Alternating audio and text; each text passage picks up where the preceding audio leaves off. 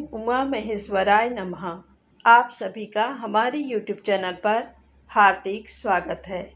आज भौम प्रदोष के दिन आइए सुने भौम प्रदोष व्रत की पौराणिक कथा, प्रदोष व्रत का महत्व, साथ में सुनेंगे मंगलवार व्रत कथा और भगवान शिव की कथाएं। तो प्रेम से बोलें शंकर भगवान माँ गौरी माता की जय हो।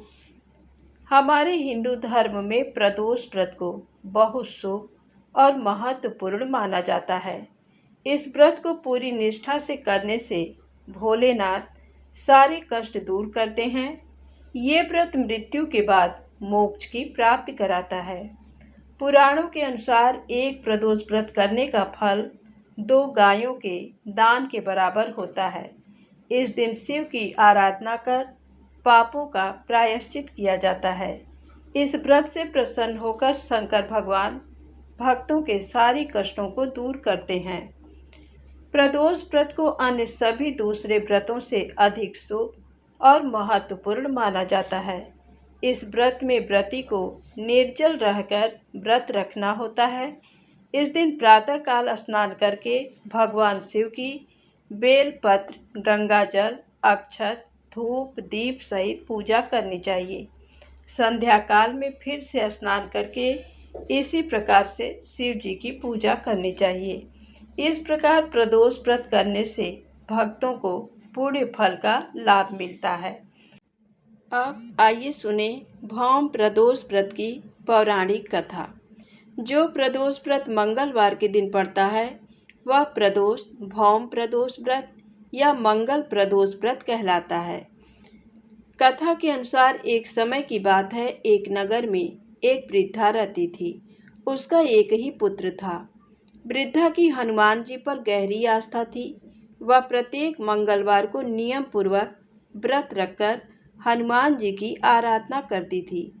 एक बार हनुमान जी ने अपनी भक्तिनी उस वृद्ध महिला की श्रद्धा का परीक्षण करने का विचार किया।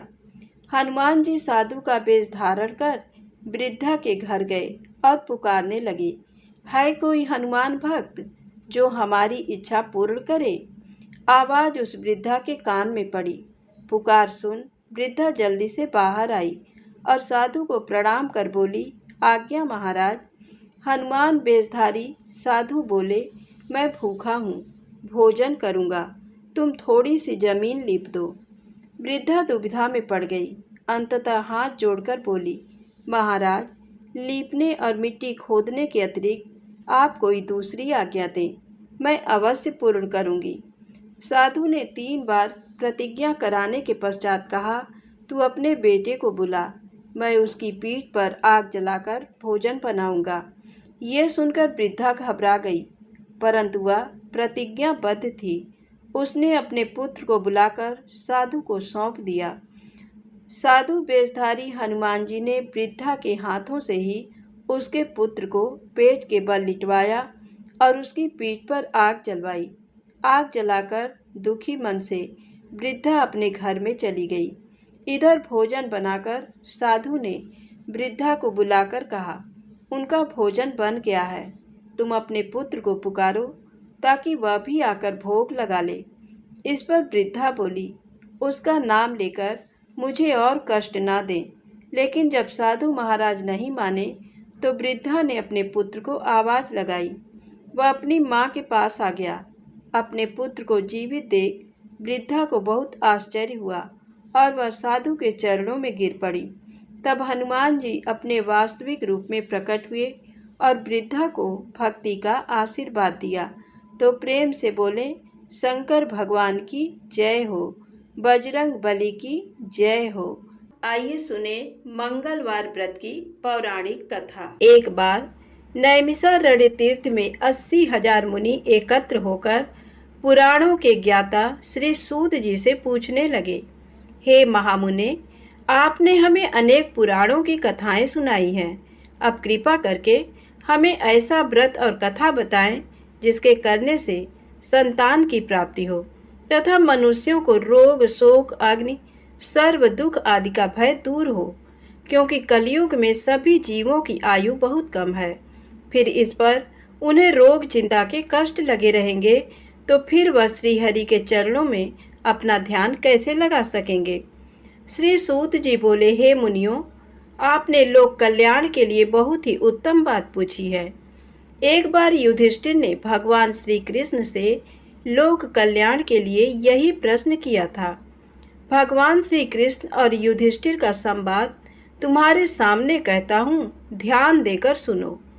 एक समय पांडवों की सभा में श्री कृष्ण जी बैठे हुए थे। तब युधिष्ठिर ने भगवान श्री कृष्ण से प्रश्न किया, हे प्रभु नंद नंद गोविंद, आपने मेरे लिए अनेकों कथाएं सुनाई हैं। आज आप कृपा करके ऐसा व्रत या कथा सुनाएं जिसके करने से मनुष्य को रोग चिंता का भय समाप्त हो और उसको पुत्र की प्राप्ति हो। हे प्रभु, बिना पुत्र के जीवन व्यर्थ है। पुत्र के बिना मनुष्य नरकगामी होता है। पुत्र के बिना मनुष्य पितृ ऋण से छुटकारा नहीं पा सकता और न ही उसका पुन्नग नामक नरक से उद्धार हो सकता है। अतः पुत्रदायक व्रत बतलाएं। श्री कृष्ण भगवान बोले, हे राजन, मैं एक प्राचीन इतिहास सुनाता हूँ, आप उसे ध्यान पूर्वक सुनो। कुंडलपुर नामक एक नगर था। उसमें नंदा नामक एक ब्राह्मण रहता था। भगवान की कृपा से उसके पास सब कुछ था, फिर भी वह दुखी था। इसका कारण ये था कि ब्राह्मण की स्त्री सुनंदा की कोई संतान न थी। सुनंदा पतिव्रता थी, भक्तिपूर्वक श्री हनुमान जी की आराधना करती थी। मंगलवार के दिन व्रत करके अंत में भोजन बनाकर हनुमान जी का भोग लगाने के बाद स्वयं भोजन करती थी। एक बार मंगलवार के दिन ब्राह्मणी गृह कार्य की अधिकता के कारण हनुमान जी को भोग न लगा सकी, तो इस पर उसे बहुत दुख हुआ। उसने कुछ भी नहीं खाया और अपने मन में प्रण किया कि अब तो अगले मंगलवार को ही हनुमान जी का भोग लगाकर अन्न जल ग्रहण करेगी। ब्राह्मणी सुनंदा प्रतिदिन भोजन बनाती, श्रद्धा पूर्वक पति को खिलाती, परंतु स्वयं भोजन नहीं करती और मन ही मन श्री हनुमान जी की आराधना करती थी। इसी प्रकार 6 दिन गुजर गए और ब्राह्मणी सुनंदा अपने निश्चय के अनुसार भूखी प्यासी निराहार रही और अगले मंगलवार को ब्राह्मणी सुनंदा प्रातःकाल ही बेहोश होकर गिर पड़ी। ब्राह्मणी सुनंदा की इस असीम भक्ति के प्रभाव से श्री हनुमान जी बहुत प्रसन्न हुए और प्रकट होकर बोले, सुनंदा, मैं तेरी भक्ति से बहुत प्रसन्न हूँ, तू उठ और वर मांग। सुनंदा अपने आराध्य देव श्री हनुमान जी को देखकर आनंद की अधिकता से विह्वल हो श्री हनुमान जी के चरणों में गिरकर बोली, हे प्रभु, मेरी कोई संतान नहीं है, कृपा करके मुझे संतान प्राप्ति का आशीर्वाद दें, आपकी अति कृपा होगी। श्री महावीर जी बोले, तेरी इच्छा पूर्ण होगी, तेरे एक कन्या पैदा होगी, उसके अष्टांग प्रतिदिन सोना दिया करेंगे। इस प्रकार कहकर श्री महावीर जी अंतर्ध्यान हो गए। ब्राह्मणी सुनंदा बहुत हर्षित हुई और सभी समाचार अपने पति से कहा। ब्राह्मण देवकन्या का वरदान सुनकर कुछ दुखी हुए, परंतु सोना मिलने की बात सुनी तो बहुत प्रसन्न हुए। विचार किया कि ऐसी कन्या के साथ मेरी निर्धनता भी समाप्त हो जाएगी। श्री हनुमान जी की कृपा से वह ब्राह्मणी गर्भवती हुई और 10वें महीने में उसे बहुत ही सुंदर पुत्री प्राप्त हुई। ये बच्ची अपने पिता के घर में ठीक उसी तरह से बढ़ने लगी जिस प्रकार शुक्ल पक्ष का चंद्रमा बढ़ रहा है। 10वें दिन ब्राह्मण ने उस बालिका का नामकरण संस्कार कराया। उसके कुल पुरोहित ने उस बालिका का नाम रत्नावली रखा, क्योंकि ये कन्या सोना प्रदान किया करती थी। इस कन्या ने पूर्व जन्म में बड़े ही विधान से मंगल देव का व्रत किया था। रत्नावली का अष्टांग बहुत सा सोना देता था। उस सोने से नंदा ब्राह्मण बहुत ही धनवान हो गया। अब ब्राह्मणी भी बहुत अभिमान करने लगी थी। समय बीतता रहा। अब रत्नावली 10 वर्ष की हो चुकी थी। एक दिन जब नंदा ब्राह्मण प्रसन्न चित्त था, तब सुनंदा ने अपने पति से कहा, मेरी पुत्री रत्नावली विवाह के योग्य हो गई है, अतः आप कोई सुंदर तथा योग्य वर देखकर इसका विवाह कर दें। ये सुन ब्राह्मण बोला, अभी तो रत्नावली बहुत छोटी है। तब ब्राह्मणी बोली, शास्त्रों की आज्ञा है कि कन्या 8वें वर्ष में गौरी, 9 वर्ष में रोहिणी, 10वें वर्ष में कन्या, इसके पश्चात रसवला हो जाती हैं। गौरी के दान से पाताल लोक की प्राप्ति होती है, रोहिणी के दान से वैकुंठ लोक की प्राप्ति होती है, कन्या के दान से इंद्रलोक में सुखों की प्राप्ति होती है। अगर हे पतिदेव रजस्वला का दान किया जाता है तो घोर नरक की प्राप्ति होती है। इस पर ब्राह्मण बोला, अभी तो रत्नावली मात्र 10 ही वर्ष की है और मैंने तो 16-16 साल की कन्याओं के विवाह कराए हैं, अभी जल्दी क्या है। तब ब्राह्मणी सुनंदा बोली, आपको तो लोभ अधिक हो गया। शास्त्रों में कहा गया है कि माता पिता और बड़ा भाई रजस्वला कन्या को देखते हैं तो वह अवश्य ही नरकगामी होते हैं। तब ब्राह्मण बोला, अच्छी बात है, कल मैं अवश्य ही योग्य वर की तलाश में अपना दूत भेजूंगा। दूसरे दिन ब्राह्मण ने अपने दूत को बुलाया और आज्ञा दी कि जैसी सुंदर मेरी कन्या है वैसा ही सुंदर वर उसके लिए तलाश करो। दूत अपने स्वामी की आज्ञा पाकर निकल पड़ा। पंपई नगर में उसने एक सुंदर लड़के को देखा। ये बालक एक ब्राह्मण परिवार का बहुत गुणवान पुत्र था। इसका नाम सोमेश्वर था। दूत ने इस सुंदर व गुणवान ब्राह्मण पुत्र के बारे में अपने स्वामी को पूर्ण विवरण दिया। ब्राह्मण नंदा को भी सोमेश्वर अच्छा लगा और फिर शुभ मुहूर्त में विधि पूर्वक कन्यादान करके ब्राह्मण ब्राह्मणी संतुष्ट हुए। परंतु ब्राह्मण के मन में लोभ समाया हुआ था। उसने कन्यादान तो कर दिया पर वह बहुत खिन्न भी था। उसने विचार किया कि रत्नावली तो अब चली जाएगी और मुझे इससे जो सोना मिलता था वह अब नहीं मिलेगा। मेरे पास जो धन था कुछ तो इसके विवाह में खर्च हो गया और जो शेष बचा है वह भी कुछ दिनों पश्चात समाप्त हो जाएगा। मैंने तो इसका विवाह करके बहुत बड़ी भूल कर दी है। अब कोई ऐसा उपाय हो कि रत्नावली मेरे घर में ही बनी रहे, अपनी ससुराल ना जाए। लोभ रूपी राक्षस ब्राह्मण के मस्तिष्क पर छाता जा रहा था। रात भर अपनी सैया पर बेचैनी से करवटें बदलते बदलते उसने एक बहुत ही क्रूर निर्णय लिया।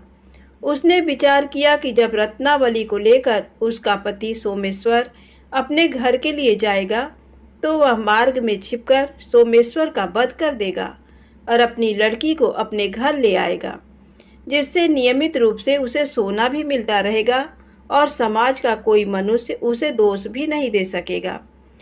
प्रातः काल हुआ तो नंदा और सुनंदा ने अपने जमाई तथा लड़की को बहुत सारा धन देकर विदा किया।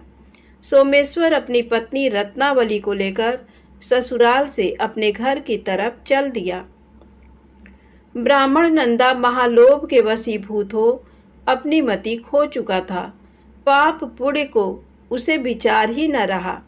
अपने भयानक व क्रूर निर्णय को कार्य रूप देने के लिए उसने अपने दूत को मार्ग में अपने जमाई का वध करने के लिए भेज दिया था, ताकि रत्नावली से प्राप्त होने वाला सोना उसे हमेशा मिलता रहे और वो कभी निर्धन ना हो। ब्राह्मण के दूत ने अपने स्वामी की आज्ञा का पालन करते हुए उसके जमाई सोमेश्वर का मार्ग में ही वध कर दिया।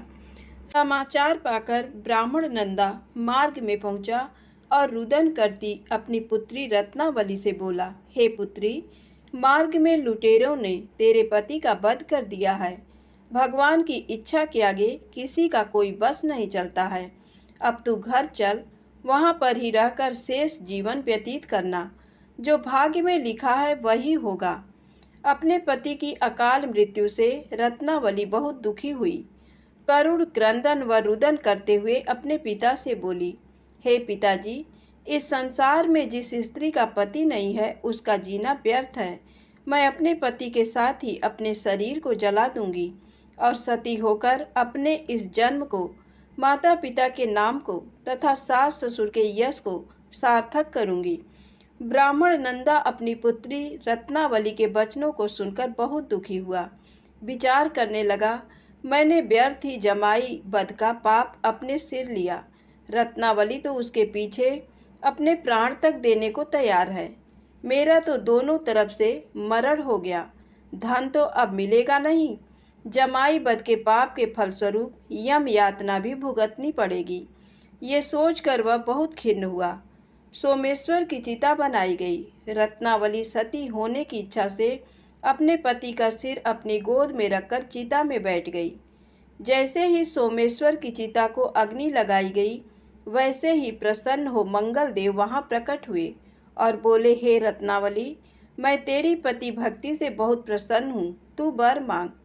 रत्नावली ने अपने पति का जीवन दान मांगा। तब मंगल देव बोले, रत्नावली, तेरा पति अजर अमर है, ये महाविद्वान भी होगा और इसके अतिरिक्त तेरी जो इच्छा हो वर मांग।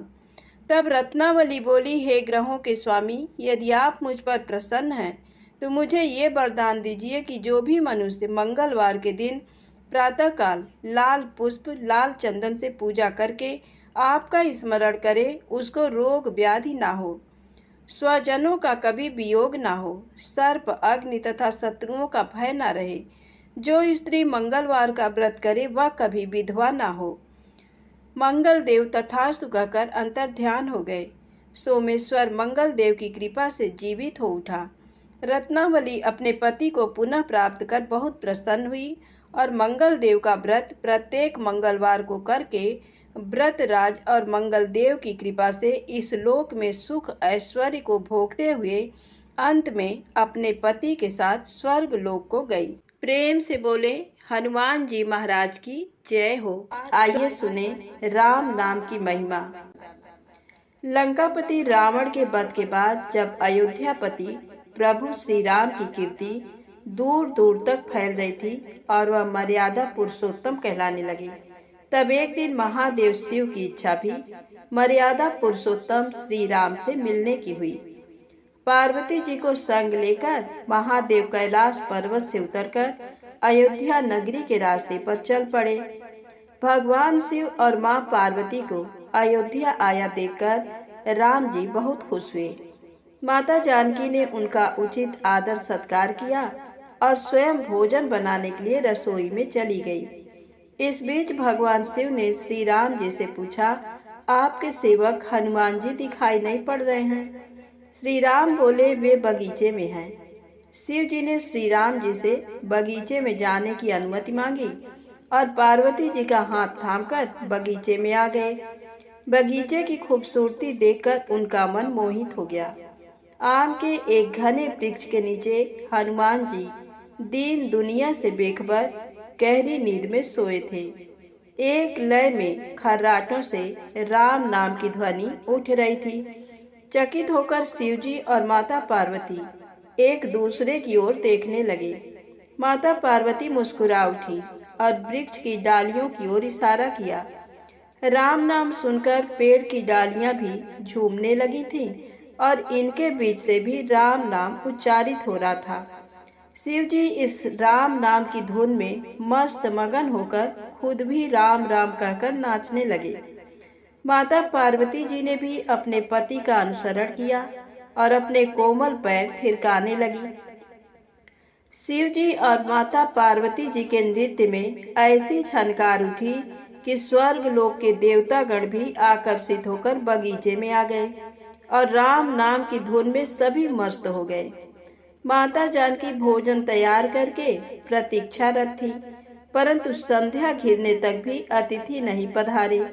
तब अपने देवर लक्ष्मण जी को बगीचे में भेजा। लक्ष्मण जी तो स्वयं को श्री राम का सेवक ही मानते थे, अतः बगीचे में आकर जब उन्होंने धरती पर स्वर्ग का नजारा देखा तो खुद भी राम नाम की धुन में झूम उठे। महल में माता जानकी परेशान हो रही थी कि अभी तक भोजन ग्रहण करने कोई भी क्यों नहीं आया। तब उन्होंने श्री राम जी से कहा, भोजन ठंडा हो रहा है, चलिए हम ही जाकर बगीचे में से सभी को ले आए। जब राम जी बगीचे में गए तो वहाँ राम नाम की धूम मची हुई थी। हनुमान जी गहरी नींद में सोए हुए थे और उनके खर्राटों से अभी तक राम नाम निकल रहा था। श्री राम भाव विह्वल हो उठे राम जी ने हनुमान जी को नींद से जगाया और प्रेम से उनकी तरफ निहारने लगे। हनुमान जी प्रभु को आया देख शीघ्रता से उठ खड़े हुए। नृत्य की समा भंग हो गई। शिव जी खुले कंठ से हनुमान जी की राम भक्ति की सराहना करने लगे। हनुमान जी सकुचाए, लेकिन मन ही मन खुश हो रहे थे। श्री सिया राम ने भोजन करने का आग्रह भगवान शिव जी से किया। सभी लोग महल में भोजन करने के लिए चल पड़े। माता जानकी भोजन परोसने लगी। हनुमान जी को भी श्री राम जी ने पंक्ति में बैठने का आदेश दिया। हनुमान जी बैठ तो गए, परंतु आदत ऐसी थी कि राम जी के भोजन करने के उपरांत ही सभी लोग भोजन करते थे। आज श्री राम के आदेश से पहले भोजन करना पड़ रहा था। माता जानकी हनुमान जी को भोजन परोसती जा रही थी, पर हनुमान जी का पेट ही नहीं भर रहा था।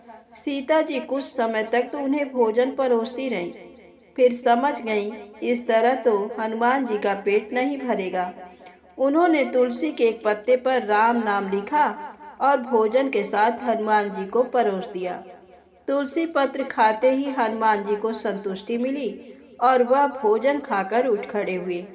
भगवान शिव शंकर ने प्रसन्न होकर हनुमान जी को आशीर्वाद दिया कि आपकी राम भक्ति युगों युगों तक याद की जाएगी और आप संकट मोचन कहलाएंगे।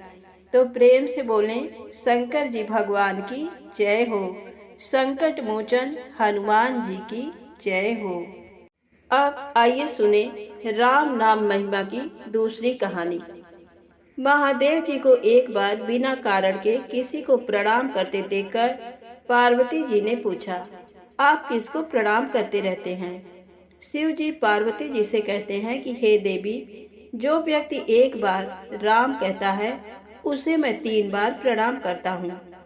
पार्वती जी ने एक बार शिव जी से पूछा, आप स्मशान में क्यों जाते हैं और ये चिता की भस्म शरीर पर क्यों लगाते हैं?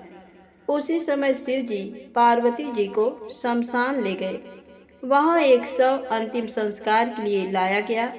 लोग राम नाम सत्य है कहते हुए शव को ला रहे थे। शिव जी ने कहा कि देखो पार्वती, इस शमशान की ओर जब लोग आते हैं तो राम नाम का स्मरण करते हुए आते हैं और इस शव के निमित्त से कई लोगों के मुख से मेरा अति प्रिय दिव्य राम नाम निकलता है।